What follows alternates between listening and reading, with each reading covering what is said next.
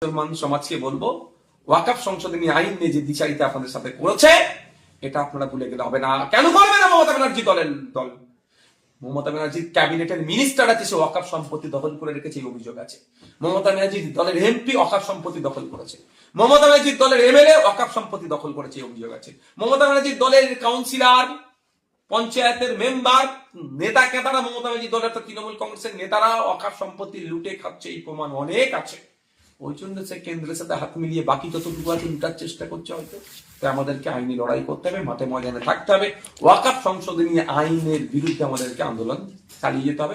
আমরা যখন রাস্তায় নেমেছিলাম, বিজেপির বিরুদ্ধে আন্দোলন করছিলাম, বিজেপির নিয়ে আসা আইনের বিরুদ্ধে আন্দোলন করছিলাম, আমরা যখন বলছিলাম যে এই আইনকে প্রত্যাহার করতে হবে, তখন আমাদের ভাঙড়ে ৩,০০০ মানুষের নামে মিথ্যা মামলায় মমতা ব্যানার্জির পুলিশ দিয়েছিল। মমতা ব্যানার্জি নয়, শামশেরগঞ্জ অত্র এলাকাতে প্রচুর